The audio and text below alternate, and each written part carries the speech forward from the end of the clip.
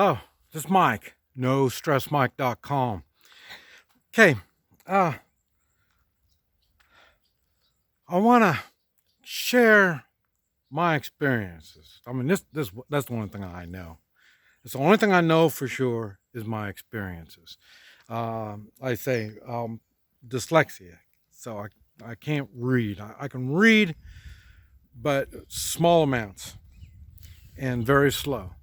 And the thing is, my mother, she had a high percentage of Indian in her, and Choctaw Indian, and uh,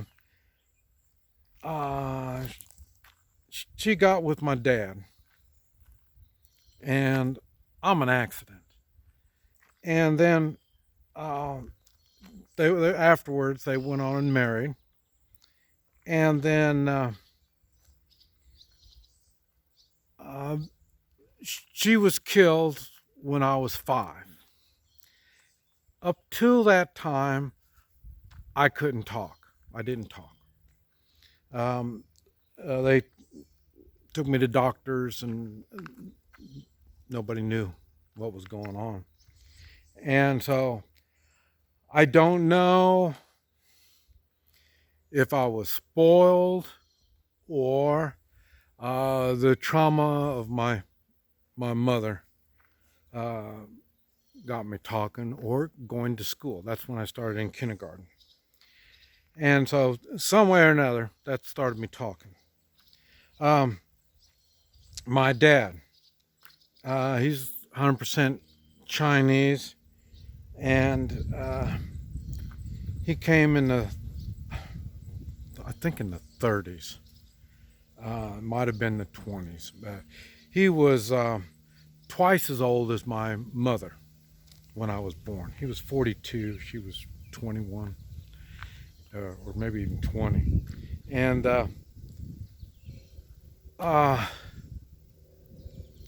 after losing my mom, like I say, we've owned businesses. Restaurants is what my father had, and so he worked all the time. He did make me breakfast in the morning, and he did tell me about chi. And he told me if you can control chi, you could jump up on the roof. And as a small child, that was impressive. So that started me thinking on chi and trying to work it and stuff like that. I'd be fighting. I was getting in fights. Like I say, this was back in the racial days. Still, when I was in grade school, before the real fighting started, my dad showed me how to do a few moves, and after that I just kind of just learned more and more. And then I'd be real cocky and go show him, hey, look, Dad, what I can do. And the thing is, then he told me, well, okay, you're doing good, and now you don't fight. And I couldn't understand how. What are you talking about, don't fight? You helped me learn how to fight, and now you tell me don't fight. Didn't make sense. I didn't realize it at the time, but that's all. This was working on my being a man. There's certain things you have to know when you're a man. And now you can argue with me if you want about being able to fight. You don't need to fight to be a man. Well, I'm going to have to differ with you on that. I'm not saying you have to fight, but you sure better be ready to stand up for yourself. And I don't know how you're going to be able to stand up for yourself if you're not willing to fight. And that's the starting of it. And it goes on. As you get older, you find out, well, you're not just fighting for yourself. Now you're fighting for your wife, and then your children, and then our way of life, the American way of life. Now, my dad wasn't a very good dad, but I didn't have anything to compare him to. I say he worked all the time, so I never saw him. And it ended up when I was probably about 10 or 12 years old, I got a stepmother and came from China. And we didn't get along at all. I get dirty. She didn't like dirty. And so, you know, it was, well, she didn't speak English. So all that made things problematic. And so my mentor, I guess you'd say, would be John Wayne. John Wayne would fight. That was our action movies. Is John Wayne? He would fight. And what I learned was, you know, you don't start fights. He didn't start fights. He just knew when it was time to fight, you fight. And then he showed me mannerisms. You know, there's little things like that that my dad didn't show me. And remember, we're second class, third class citizens. My dad was Chinese, and like I say, this during the racial times. It was the whites and the blacks. They were trying to figure out how they work in the pecking order. Well, the Chinese were below that. So, but I didn't. I didn't look at myself as being anything other than an American. Why? Because that's what John Wayne was. And he looked at others as equals until they want to fight. Now, I hate to throw water on your fire. If you're a single parent, you're not doing your kid no favors. And personally, once you get married, I really don't give a damn about your happiness. Or not so much you're married, but once you start having children, I really don't give a damn about your personal happiness. So, and the reason is you've got kids to raise.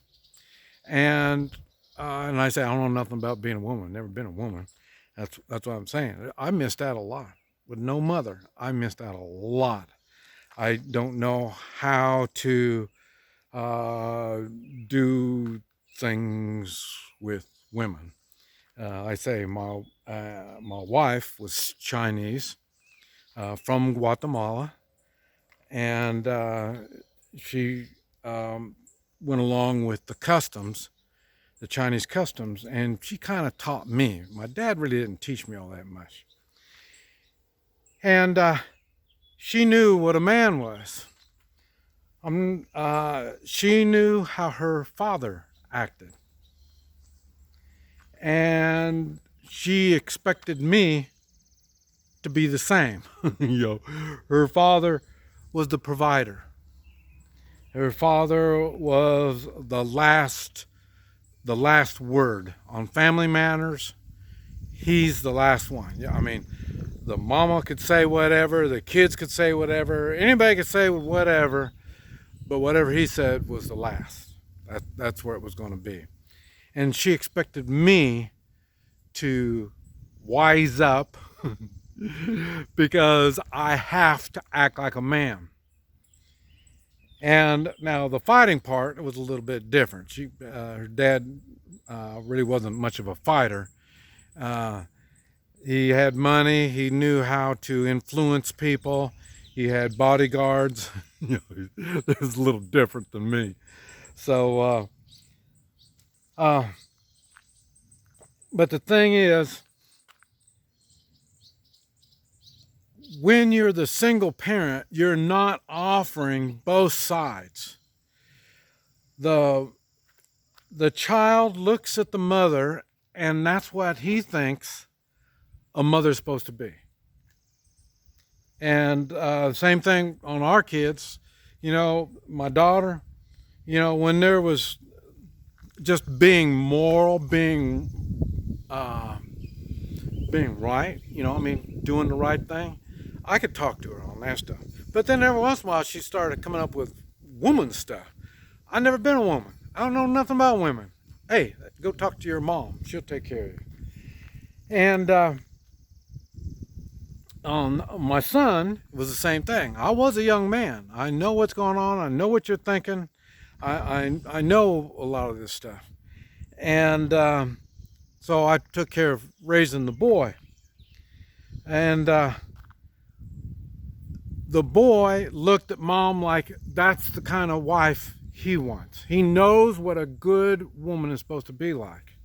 And he watched me and he says, well, that's the way a man is supposed to be. Or he says, I don't want to be anything like that man.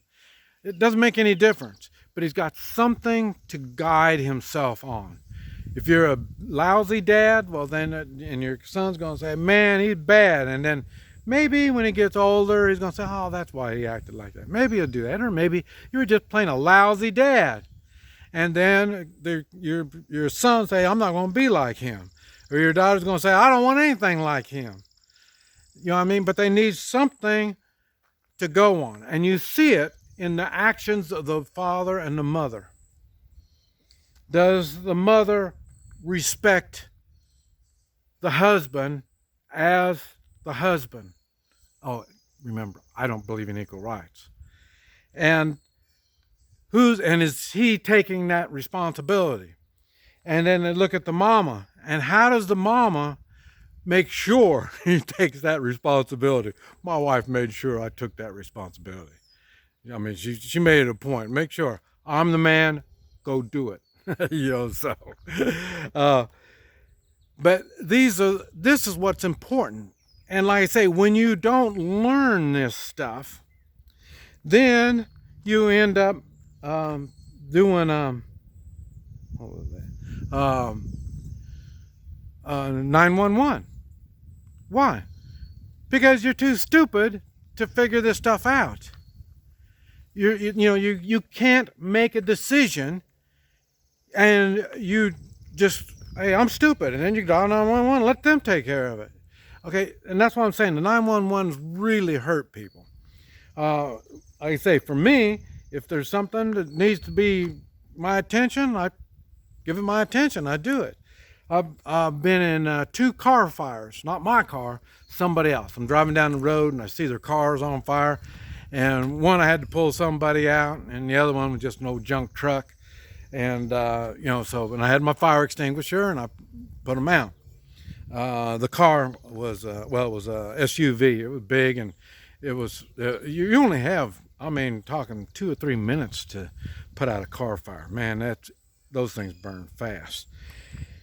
And I say there's been accidents. I've come up on accidents, and I've had to climb in a car one time to hold the lady's head on. It bashed her skull. Her brain matter was coming out, and I had to hold her all together and everything and calm her down. And the car was on fire. That was a sticky situation. And then the fire department came, and they used the jaws of life and got the door open, got her out, and I was out, and that was the end of me. But there's things you have to do as a man, and things you got to do as a woman. But like I say, I'm not the woman. I'm not even going to try to tell you how to be a woman. But I know what a good woman is supposed to be like. But a man, there's times you have to be a man, and I've got videos on manning up, and but I'll tell you what's going on right now in the United States. You can see our political leaders are not manning up. They're there for the easy money and all the benefits and stuff, but they're not there to make those hard decisions and get things done. You can see that. It's the one good thing that I've seen about all this. You can see the political leaders, which ones are real leaders and which ones aren't. Same thing. They talk about, do you wear a mask? Do you not wear a mask? The next thing is going to be, do you take the vaccination? Do you not take the vaccination? I mean, there's going to be one thing after another that you, as a man, are going to have to make a decision, and you're going to have to stand by it, or you're going to be the stupid one that's going to listen to these people that have been in political positions that you've seen have not done well, and you're going to still listen to them. That's not smart. And so we've got a lot of problems coming up ahead of us, and we're going to have to be able to handle them. So I know, I feel sorry for you. This, 50% divorce rate going on. You don't have a mother and father. I don't give a shit. Learn how to make decisions and stand behind your decisions. And learn. We're going to make mistakes. We're all going to make mistakes. But don't be stupid and follow people that continually make mistakes. Remember, you're the average of your 5 best friends. This is Mike. NoStressMike.com.